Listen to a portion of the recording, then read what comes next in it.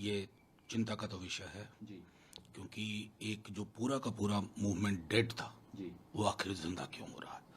ना सिर्फ London, Canada के विजुअल्स हमने देखे हैं, जी वॉशिंगटन डीसी में अभी तक ऐसा नहीं हुआ, लेकिन वहां भी लोग बता रहे थे कि तो एक तो हम मैसेजिंग में मैं समझता हूं कि थोड़ा एम्बिगुअस पोजीशन ना लें।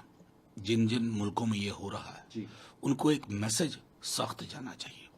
दूसरा, हमें इस बात का भी अवलोकन करना चाहिए कि आखिर बीते 1.5-2 वर्षों में एक एक खत्म हो गया आंदोलन क्यों फान उठा रहा, ये चिंता का विषय होना चाहिए। पीएम मोदी इलेक्शंस होने वाले हैं। तेलंगाना में उन्होंने बीआरएस पे हमला किया, खासकर जो स्कैम हुआ है आम आदमी पार्टी के जो आरोप लगा रहे हैं लिक्विड स्कैम उस पर, और कांग्रेस के बारे में बोला कि ये झूठे वादे करते हैं, लूट की दुकान और झूठे वादे करने वाले। देश के पीएम हैं, उम्मीद तो रहती है कि थोड़ा ऐसा भी नहीं कि चुनाव बिल्कुल सर पे है तो थोड़ी गरिमा रहनी चाहिए, लेकिन क्या कहा जाए। लेकिन जब जब आजकल करप्शन की बात करते हैं ना मोदी जी, जी तो मुझे डर लगता रहता है या कौतूहल भी होता है कि अगले दिन वो जो तथाकथित करप्ट है उनमें से कितने लोग बीजेपी का पटका पहन करके मंत्री और उप मुख्यमंत्री बन जाएंगे। तो अब तो सीधा एक कोरिलेशन है, एक करप्ट बोलेंगे मोदी जी और विकल्प देंगे, प्रिजन या पोजीशन। तो जाहिर तौर पर अब तो उनकी पूरी पॉलिटिक्स का एक चार्ट लोगों के समक्ष उपलब्ध है। सर, कल पश्चिम सिर्फ 12 लोगों की जान गई है पॉलिटिकल वायलेंस। शुभेंदु अधिकारी कह रहे हैं कि सीबीआई की जांच होनी चाहिए, इसमें टीएमसी का हाथ है, और राज्यपाल ये कह रहे हैं कि हम गरीबी हटाने की बात करते हैं, हम गरीबों को मार रहे हैं।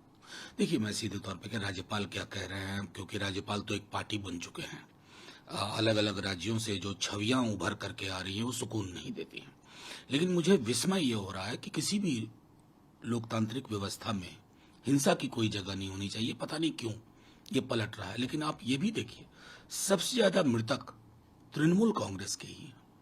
तो सीधे आरोप लगा देना कि ममता जी की पार्टी ने ये किया है, मैं समझता हूं कि ये बहुत ही जल्दबाजी में हम आजकल कंक्लूजन ड्रॉ करने लगे हैं, उससे बचना चाहिए। सर, शरद पवार के अपने इलाकों में घूम रहे हैं जहां से उनके एमएलए चुनकर आए और वो दूसरी पार्टी बना ली। छगन भुजबल के बारे में कह रहे हैं कि आपने जो गलती किया इनको चुन के दोबारा मत करना, और ये भी कह रहे हैं कि मैं अभी थका नहीं हूँ, बूढ़ा नहीं हूँ, मैं अभी I am on the fire. और साथ में प्रफुल्ल पटेल के बारे में भी बोला कि हमने इनको बनाया, 2 बार राज्यसभा भेजा, कैबिनेट मंत्री बनाया, और वो मेरे बेटी के बारे में बोल रहे हैं कि ये अपनी बेटी को आगे बढ़ा रहे हैं, जबकि मेरी बेटी ने लोकसभा से जीत कर वो पहुंची है पार्लियामेंट। देखिए, मैं तो सीधे तौर पर कहता हूं कि अजित पवार हूं, प्रफुल्ल जी हूं, इनकी पहचान किस बात से? घड़ी, शरद पवार, एनसीपी, जी उसके इतर तो कोई पहचान है नहीं। सच तो ये है और ये स्वीकार करना चाहिए। और मेरा अभी भी मानना है, मैंने पहले भी आप लोगों के माध्यम से कहा था कि आपने उद्धव जी की पार्टी के सांसद और विधायक ले लिए, शरद जी की पार्टी के सांसद और विधायक ले लिए, अब कैडर नहीं ले पाओगे। पार्टियां तो फिर से सांसद विधायक नए लोगों को बना देगी, लेकिन ये जो लोग गए हैं, क्योंकि इन सब के बारे में प्रधानमंत्री जी ने भोपाल में बड़ी विस्तार से टिप्पणी की थी, और उसके 4 दिन के अंदर ये हो रहा है ना, तो इसको टूट नहीं कहते हैं, इसको गाइडेड टूर कहते हैं। इसके पीछे बीजेपी है तो जनता तो प्रतिकार कर ही देगी। राजकुमार वो मणिपुर वायलेंस को लेकर के कह रहे हैं कि इसके पीछे कांग्रेस ने जो पॉलिसी बनाई थी पास्ट में, उसका हाथ है। मैं तो सीधे तौर पर कहता हूं, मेरे समक्ष कुछ डॉक्यूमेंट हैं, ये पड़े हुए हैं मेरे पास मणिपुर को लेकर के। एक बार नजर डालें अपनी असफलताओं पे, क्या बना के रख दिया। कितने दिन कांग्रेस नेहरू करते रहिएगा, आप इतने वर्षों से वहां सत्ता में। और छोड़िए उनकी बात, वो क्या कह रहे हैं, वो प्रधानमंत्री जी से एक शब्द नहीं बुलवा पा रहे हैं। काहे को मंत्री भाई, आपका राज्य जल रहा है, मंत्रियों के घर जलाए जा रहे हैं, गोडाउन में आग लगाई जा रही है, हजारों परिवार विस्थापित हैं, और आप अभी भी कांग्रेस को ब्लेम कर रहे हैं।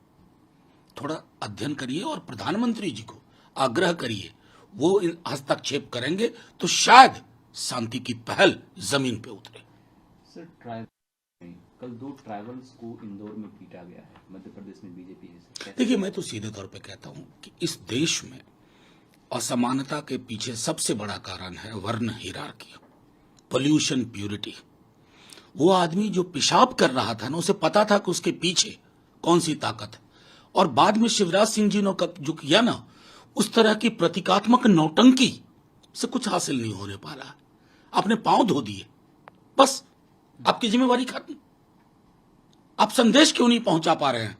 एक इंसान अगर दूसरे इंसान के साथ ऐसा कर रहा है तो उसके जितने भी परिणाम हो सकते हैं वहां तक जाइए, पूरी व्यवस्था को दुरुस्त करिए।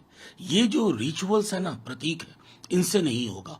हमारे यहां आज भी रॉकेट साइंस के ज्ञान की जरूरत नहीं है कि क्यों दलितों पे उत्पीड़न करके, आदिवासियों पे उत्पीड़न करके लोग समझते हैं कि हमारा कुछ नहीं बिगड़ेगा। क्योंकि व्यवस्था में जो सजा देने वाले भी लोग हैं ना, वहां भी वही बैठे हैं।